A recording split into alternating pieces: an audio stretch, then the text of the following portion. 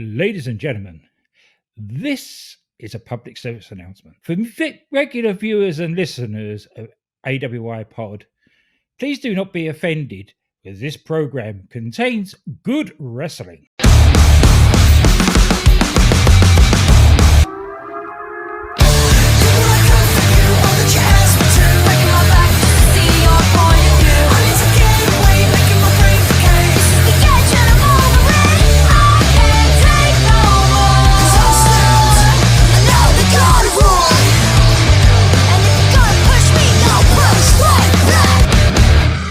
And welcome to the second episode of A Cup of UK Heritage. I am your host, Brent Piles, and of course, I do not ever come to these things alone. I've got my tag team partner. We're like the New Day, or the Freebirds. There's three of us, but we're still the tag team champions, if you know what I mean. GA Wrestling Night, Glenn Abbott's here with me. Glenn, how you doing? Yes. That's a good analogy, that actually. We're Freebird rule in the podcast world. I don't know which one. Only two out of three. The mayor is Michael Hayes for sure. Yeah, he's Michael Hayes. Oh, definitely. I think I'm missing more teeth than you, so I'll be Buddy, and you can be you're the shooting half of this team anyway, Glenn. So you get to be Bam Bam. Yeah. Okay. So yeah. I guess we'll just get right into it. We're going to discuss what happened on wrestling this week, and I really didn't watch that much wrestling this week, so guess we're going to get right into it. It is the semifinals and the final of the inaugural NXT UK Heritage Cup Championship. Did you got anything you wanted to say before we get into this? I didn't think you did, but no, I didn't think so. No. I've done so much. I can fucking imagine. Yeah, Glenn will have many plugs to do after the show is over. Yeah, so the first semifinal that we got to have a look at was Noam Dar taking on A-Kid, and when I saw this one coming up on the bracket, I was super excited for it because I had a feeling that this may be the match of the tournament. I felt that way when I watched the end of it, but then when I watched the very last match of the tournament, it changed my mind. So I guess, Glenn, what did you think about this one? We used to say, when I was showing Jeremy NXT UK for the first time and explaining British wrestling to him, how if you watch British wrestling, more so than American, it's perpetual motion. Even when they're in rest holds, in inverted commas, because there's no such thing really. That's the thing that's been made up by the marks. Yeah. These rest holds. But it's always a sum of moving parts. Nobody is actually resting. There's always something going on, trying to get out of the move, improve the move. Right. And you could see it with these two.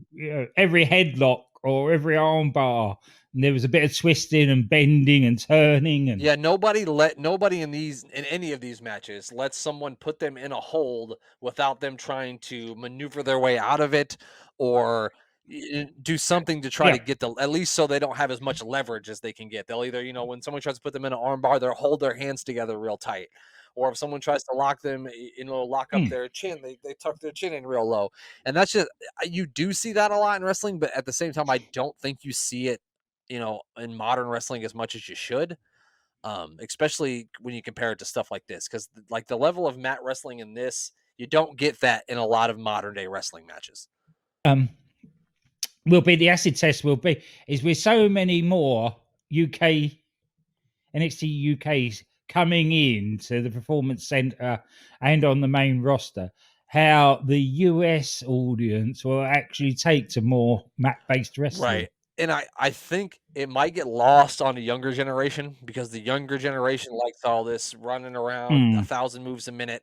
But I think older fans like you, me, the mayor, guys like that, or people who are just have an affinity for older wrestling will appreciate the mat wrestling more. I hope that the modern fans kind of come around to enjoying more mat wrestling, but to me, it just seems like they could care less about it. The good thing is the way that they will get the younger fans into it is when you've got the likes of Gunther and Butch that actually look like they tried to hurt somebody. Nothing Gunther does doesn't look like it hurts. I can't pull. I certainly I can't call him Butch. Yes. Pete Dunne. Let's call him by his proper name. When he's bending people's fingers back or twisting your arm in, it makes it look like it hurts. And you know, when somebody's chest is going purple, that Gunther is hurting. There's no doubt about that. There's no doubt that hurts. No. Yeah, so the first round was a lot of mat wrestling, a lot of reversals with about 10 seconds left to go in the first round. A-Kid, Noam Dar kind of picks A-Kid up and puts him on the top rope. And then the clock's about to run out. And most people would just leave him up there, let the clock run out. No, not Noam Dar. He hits the other rope, comes across, and just fucking flattens A-Kid out to the floor right before the bell rings. And I thought that was really, really great. One of my favorite parts of this whole match was that spot there in the first round.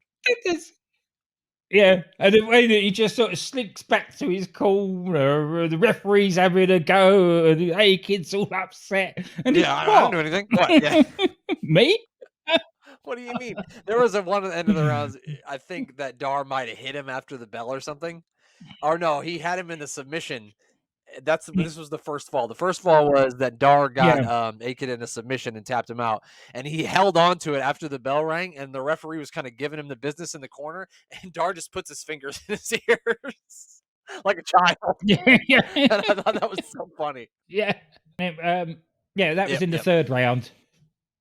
Dar picks up the first submission. Then in the fourth round, he starts really going at both A-Kid's arms and legs. Talk about target the injured areas. Yeah, he was really landing the. Yeah, which is logical. That's what he would do. Yeah.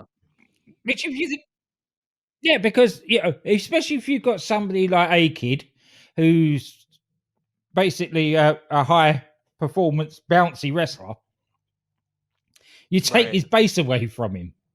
I felt that time in this round too. Dar was kind of like toying with him. He slowed the pace. He slowed the pace of the match way down, which is what you want to do against a guy like A-Kid. And then he just started kind of toying with him. And maybe he got a little bit too cocky. You know what I mean? At points, as Noam Dar can sometimes do. Yeah, and A-Kid.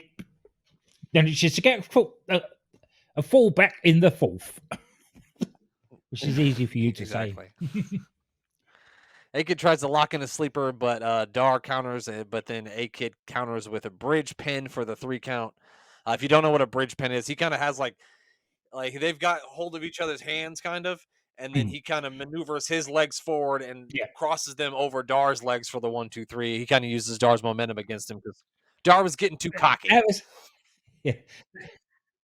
That was the one bit that was a bit suspicious. That it looked like Noam actually gave him his legs. It didn't look like he. It was a one instance where it didn't look like it was a fight. Yeah. No, definitely. The 5th round was. This one really got going in the 5th round. A-Kid comes out firing on all cylinders. Dar manages to keep ducking out of the way of all the big kicks that A-Kid is trying to throw at him. It's funny because I talk into my phone and make these notes, and sometimes it doesn't register A-Kid or Dar. Like right here, it says darling instead of darling. Yeah, I tried that, and it was all coming up with all sorts of things. A-Kid, about, and all or like when I'm doing a Trent 7 match and I say Trent 7, it just puts the number 7 instead of the word 7. Yeah, so it's nice, but not nice at the same time. So Dar follows A-Kid outside the ring. He lands a stiff kick to the chest and then gives a nice couple of kisses to the Heritage Cup. Dars then teases throwing A-Kid back into the ring, but A-Kid kind of does like a little 619 thing around the bottom rope and kicks Dar in the face, and it looks like Dar might be counted out, but he makes it in just before the 10 count. And then that's how the first round pretty much ends. No, they start trading just fisticuffs at the end of the round for about the last 30 seconds of the 5th round. Yeah. Which is all his timing is impeccable with that. Noam Dar. Waiting to the last 9 and 9/8. So before he gets back in the ring. He does it in quite a lot you of his get to the matches. point where you're like, get in the ring. When did you get in the ring? Yeah, no, that's why he does Well, it and I deliberately can to watch him get do it people 15 doing it. times, and on the 16th time, I'm gonna go, get in the ring. He gets me every time. Yeah, that's right. So we go into the sixth and final round. That's right. Or Because will if it it's a be? tie, we got to go to final. We go to sudden death, right? Yeah, Both yeah. guys start trading pinfalls for about the first minute of this entire last round. Dar hits a spinning back elbow and then a soccer kick, but a kid, but he just misses the kick. They put some stiff kicks There in was as a well lot of stiff in kicks this in this match. match. Absolutely, there was a couple stiff kicks to the head from a kid, I think, because my notes are all fucked up here. And then he manages to lock in the submission for the tap out and the Yeah. victory in the sixth round. This is a credible match between these two. Like I said, before I saw the final of this thing, I thought that was going to be the best match of the tournament. I would say it was probably the second match of the tournament, second best match of the tournament. I really, really Yeah. enjoyed it. What do you think? Again, perfect as far as I'm concerned. It's Except for the one pinfall. it just it takes me back to my childhood wrestling. That's good. That's good. It is. You That's right. You can't ask for more. And the next semifinal is the biggest man of the tournament versus the man of the tournament with the most experience. It's Dave Mastiff taking on Trent Seven. Obviously, the first round of all these matches, we might as well not even, unless there's a fall in the first round, we might not even talk about the first round of most of these matches because they're all just a feeling out process. It's really The only thing about the first round I made notes of is Nigel started his name dropping. He didn't do much of it in the first match. And I don't know where we've been told, but then we got Bobby Moore and Johnny Saint within the space of a few minutes. I think maybe he dropped less names because we only saw one match per show. He was dropping so many names, or we were seeing two a show. Yeah. It could well have been that during the show there was a lot more names being dropped, but just not in these matches. Trent looked to be having some injured ribs at the end of the first round, and so Dave Mastiff slowly starts to work on them in the second. Mastiff goes for a back body drop, but Trent counters and tries to do a sunset flip. But then Mastiff, of course, tries to just sit down on the chest of Trent Seven. But luckily for Trent, he managed to get out of the way because that might have knocked him out of the tournament altogether if that had landed on him. That's got to impact his spine though. The way he went down on mass on him. Right on the coccyx. Definitely. And then the Mastiff hits a big like cannonball. I don't know what you call that, but it's like a cannonball flip into the corner onto Trent Seven, and that no one's getting up from that. And he gets the first fall in the second round. And then in the third round, Dave hit a huge suplex on Trent Seven with about 40 seconds left in the third, but it wasn't able to get a pinfall. Trent hits his clothesline on Mastiff once, but it wasn't even enough to knock Big Dave off of his feet. No. And then he's trying 2 or 3 times there to get the lariat. And then finally, Dave counters it and then hits him with a real stiff elbow. Much like the first round match with the Joseph Connors, it looked like that elbow from Mastiff was going to put Trent Seven out for the count, but he managed to get saved by the bell and managed to get up back to his feet by the time of the start of the fourth round. So we kept this thing going, but I definitely thought that we might see the knockout at that point. Yeah, he did. He definitely did a good job of selling it. Where, like, it showed Trent on the ground, and he's like got one eye open, and he's got one eye wide open and one eye closed. I thought that was a really nice sell job on that. No, if there'd been like a cartoon, you would have seen the birds tweeting around his head. Absolutely. Why are you running Lola back? That's another part of my notes that shouldn't be in there. I don't know why it says that, but it does. Trent is looking for a victory in the fourth round as he starts landing massive big moves on I'm reading this completely wrong. Glenn, what do you got for the rest of this? Go ahead. Right. First of all, Trent pinned Dave in the second round. God damn it. And then we had the hard hitting big slaps and in this. So Dave Mastiff gets Trent up on the top rope, climbs up onto the second rope, so we very rarely see Dave Mastiff off his feet, but he's up there on the second rope and then suplexes Trent, which is amazing to see a man of Dave Mastiff's size suplexes somebody off the second rope. That's not something you see very often, and usually when you see it, the ring implodes.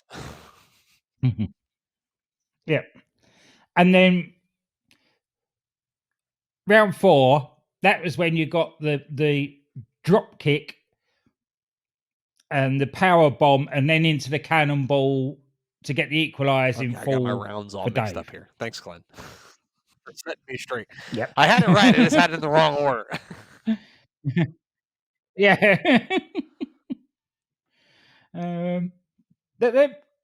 It's a bit more battering, and Trent tries to pick up Which isn't a good idea. Dave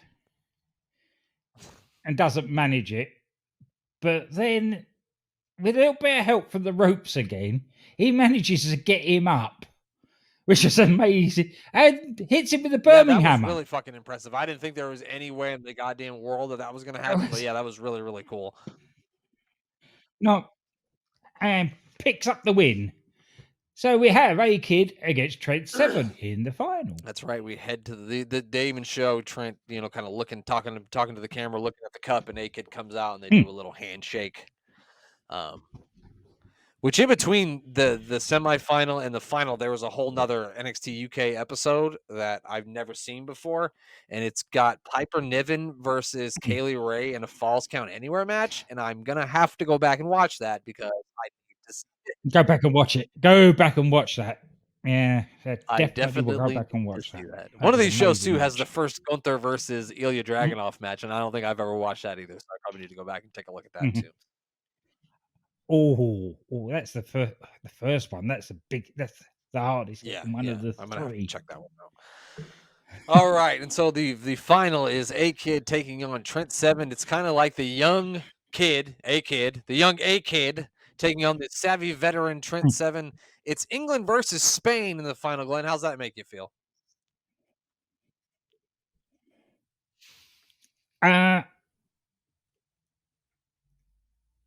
didn't actually consider it that way. That way because Nigel McGuinness said it. Otherwise, I wouldn't have thought it like that.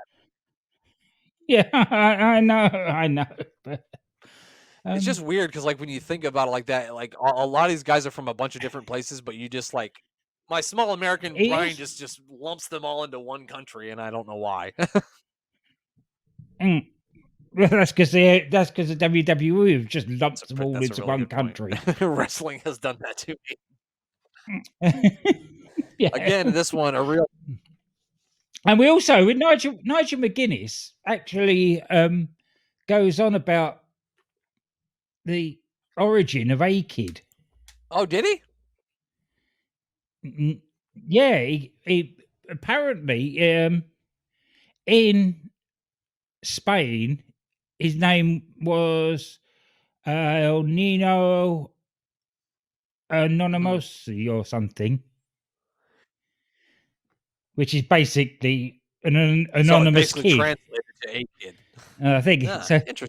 Yeah, it translates to A-Kid. As I think when I used to go on Piece of Business, no, bloody you and in Germany, I used to ask, is A-Kid gonna ever become a man? But no, it became an axiom.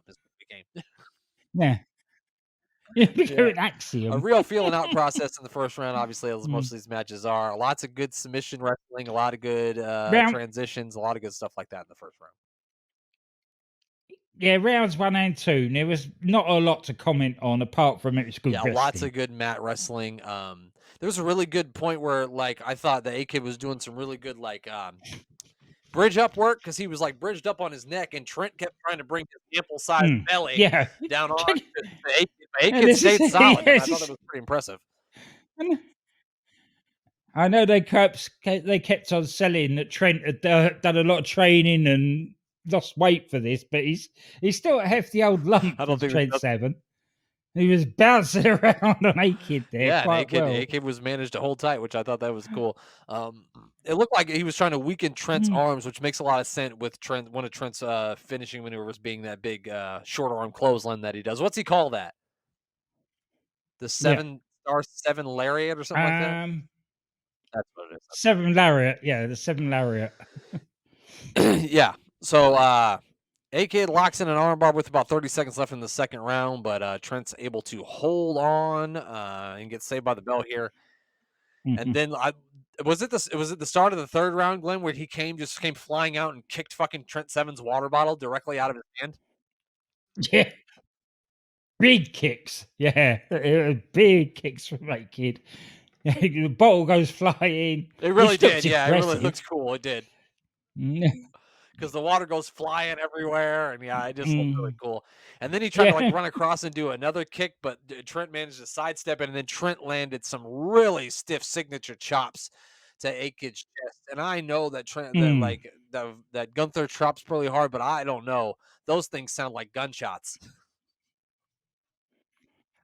Oh, I've never ever taken one, but I can testify, having been just feet away from him doing them, that he lays them. They do look painful, and you feel sorry I for the felt person sorry for that's Aikid taking watching them. this match. Yeah, yeah. The opening minute of the third round was just a goddamn slugfest. These guys were just like beating the shit out of each other. Yep. A-Kid then lands a kick right to the chin of Trent Seven with about 25 seconds left in the third round, and he gets the first fall. I do have that right, right, Glenn? And- yep, you got that Yay! right. Yeah. Gary Horowitz pat on the back for being able to decipher my notes where it says "Hey Kid" instead of "A-Kid." And then, when the next round starts, A-Kid really tries to keep up the pressure, trying to land more stiff kicks, goes for a quick pin, gets a 2 count. A-Kid then starts putting different variations of arm bars on Trent Seven, but Trent keeps rolling out of them. I really can't get over how good the mat wrestling is in this. I mean, it's just really, really good. It's hard to make people Yeah. entertain in mat wrestling for a minute or 2 minutes, but they do it. Hmm. Yeah. This is real. This is real television Yeah. wrestling. This is. Um, I don't think, real credit to them, considering that this is 2020 and there was Yeah. no crowd there at all, and yet they put on such a good visual show for just for Yeah, TV. I mean, like the ambiance of it is really, really good. The BT Sports Arena was a really good place for them to do that. Mm, Yeah, yeah, absolutely. The whole ambiance of the whole show, and I'd never watched NXT UK except for the few that we reviewed when we were doing Piece of Business. I never watched NXT UK until there was no fans. So fans being there would be brand new to me. Like I'm used to watching it with no fans, so like it doesn't shock me. I'm just used to it. uh, it never worked. It never worked in the BT studio Yeah, with you're the right. It didn't. fans As It was better with no fans. well. You're right. Um, it was better. It was definitely better with effort. The fans in the early ones that we've watched of when they were in I I don't. can't I remember the remember name the of first where it two. was now. They're like the first four, actually. The first two, yeah, where they were recorded them with fans in Right. a bigger arena. That worked, but the fans never really worked properly in the BT because there wasn't enough of them to get a good Wasn't atmosphere enough to from start them. singing. And they never knew whether to sit on their hands or cheer or whatever to do It most of seemed the like they time with the gathered up a bunch fans. of people that worked for So BT Sport and said, "All right, sit in here and pretend to be wrestling fans." That's what it looked like. yeah. Oh, I Okay. definitely know they did Okay. that because because even my very reliable source within the NXT UK network couldn't get Oh, me a yeah, I ticket. remember that, yeah. So at the end of the 5th round, the referee kinda has a little bit of trouble trying to get these guys to break it up because they've both got a hold of each other's arms, and the referee is, like, trying to, like, telling them, "Oh, the round's over, guys," and, like, trying to break their hands up, which I just thought that added another layer to it because, You just, you would think because your second nature, you're in a fight, would be to keep on fighting. You're going to need to be reminded a couple Yeah, times that, hey, the round's over, go back to your corner. I that's think the it. fifth Yeah. round was my favorite round of this entire match. It was really, really fun. There was a lot of big, really good counters at the Mhm. beginning. Um, Even a big counter into a DDT by Trent to A Kid, which got a 2 count for him. I mean, I loved the fifth round. Did you feel the same way? Yes, because there's that bit of jeopardy. Things were getting tight, and A-Kid still had the Right. one fall.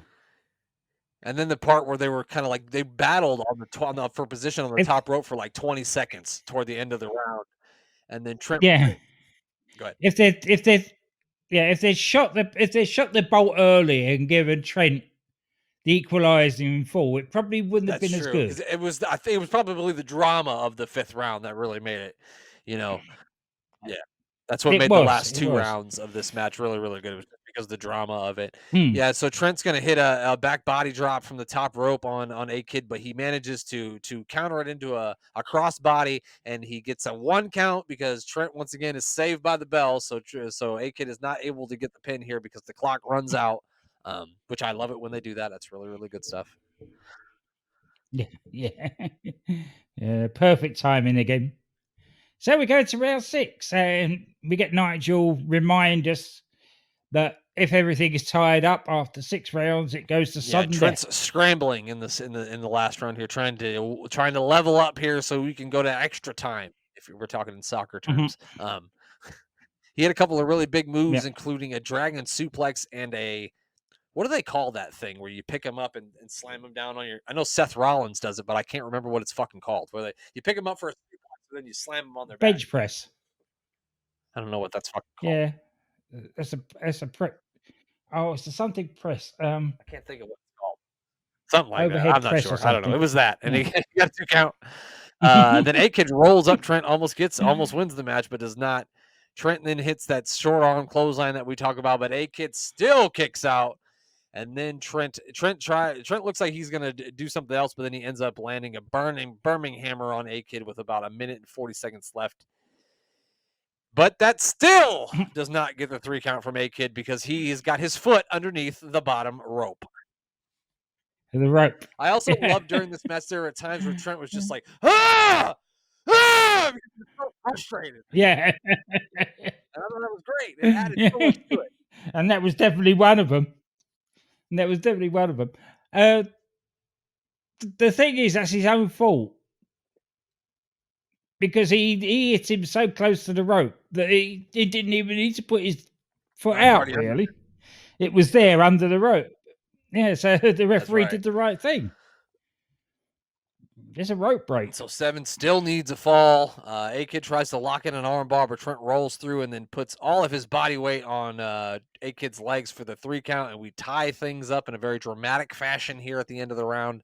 And now we head to sudden death, which commences with both men slapping the piss out of each other at the beginning of the sudden death round. Yes. Yeah. Yeah. Just carried on hitting each Yeah, and then other they ended up hard. out on the apron, and then they And were sort of trading kicks as they were sitting, and then they both stood up, and then they were trading punches. And then A-Kid did this really cool thing where he kind of like he put his hand on the top rope and his other hand on the apron, and he just kicked both of his feet straight up and hit Trent right in the face. But then Trent immediately countered that yeah. up by picking A-Kid up and then just slamming him all the way off of the apron down to the floor. Which at that point, Yeah, that was yeah, at that point I thought it was vicious. over. It's like, oh, this is gonna end in a fucking count out.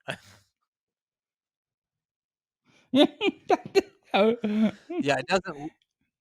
slam onto the mat is bad enough, but he just picked him up and slammed him onto the Yeah, concrete. without any, he didn't care where he landed either. He just kind of threw him. A-Kid No. does the same thing kind of that Noam did in his match, where he gets to like 9 7/10 and manages to get back into the ring. Uh, Trent tries to lock in an armbar. A-Kid counters, trying to put in. Oh, I'm sorry, I missed a part here. Um, Trent That's lands right. his that big short arm clothesline on A-Kid. He tries to pick A-Kid up for another one, but then he changes his mind and kind of loads A-Kid up for the Birminghammer. But A-Kid flips out of it, lands a big kick to Trent Seven's face. That's what happened, right? Yeah, and then goes into the we go into the armbar. arm bar. Kid And counters gets, with the crucifix. I think that's what he calls the and submission maneuver, right? yep, that's it. And then Trent taps out. Well, he doesn't tap out. He gives a verbal tap, as they call it, because he had both his arms tied up, so he couldn't actually tap. He couldn't get his hands free. Yeah, it was very close to the ropes, and then A Kid's able to get full extension of the arm, wrap it up with the leg, and then Trent's got no choice but to give it up. And A Kid is the first. That's the first time I'd seen that as well. He used the extra leverage from his leg to bend that arm back even further. Yeah, well, when you get into a battle like this, you got to do something. That's impressive. Oh yeah, but it looked impressive. It was the first time I see it. It was really, really good. Now now after watching that one, I'm gonna go with that match was the best match of the inaugural tournament for me. Would you agree or disagree? Mm-hmm. No, I agree with you. Yeah, but yeah. And the right person won, actually. Yeah, I would agree with that too. I don't think Trent Seven obviously didn't need to win the Heritage Cup championship. It was no, and it was too early for Noam Dar to win A Kid was the perfect person, especially at this point because they're kind of they're trying to push A Kid to another level, and I think they really did that by putting the cup on him first. So That's yeah, right. And it taking Tyler Bate to get it off. Yeah, I don't even know where we go next or what matches come up next. But we are going to step away from the tournament, but we are going to continue our road down multiple more NXT UK Heritage Cup matches. Glenn, what do you need to plug before we get out of here? Well, where do we start? Start with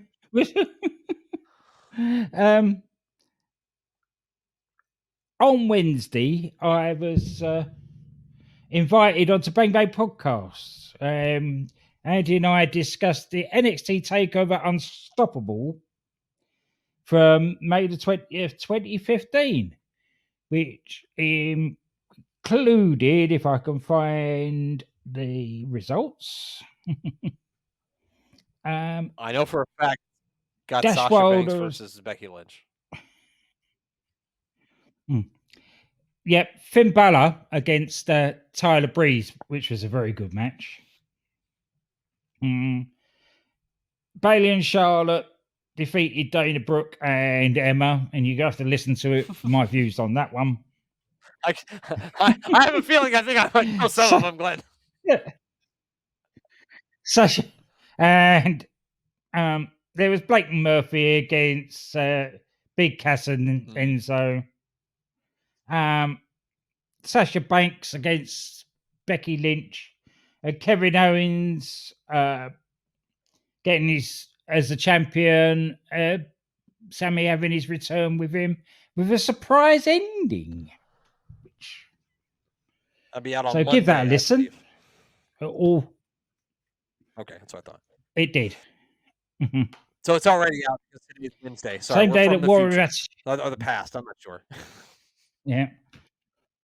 And of course, with you, I've already sat down with you this week as we've done Warrior Attitude. It's out now. And there's more to come. There is more.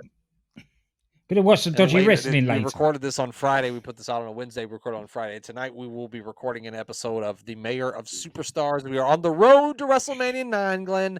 You can check that out right now on your favorite podcast app. It came out on Sunday. Can't wait. You can listen to Warring Attitude, which came out on Tuesday, and you could, of course, listen to this now. I hope you guys get a fucking enough of listening to our voices because it sure is a lot. As Andy said, you're everywhere. I said, yeah. And even the guys, they're at the Doctor Who podcast are in their fourth series. In their full series at the moment. They've got all their guest spots lined up for Series 4, but they've already got me penciled in for Series 5. So that's something else I'm adding to my list of podcasts. As the mayor said, if you hit play on any podcast, this week, Glenn's on it.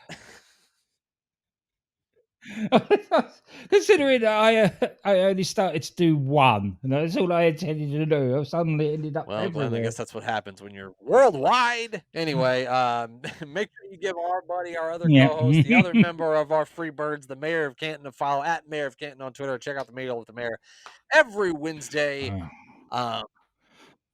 Yeah, watch him eat ice cream this week. It's delicious. Ice cream gives me gas. Just and make sure you check out Sports Wire Radio and give our buddy Thomas Bryce a follow, of course, at Thomas Bryce 2017. Glenn, is there anything else you got to plug? No, I'll do the other plugs. We plug them all anyway, so it's fine. All right, so the only thing left to do is for Glenn to say goodbye. Goodbye.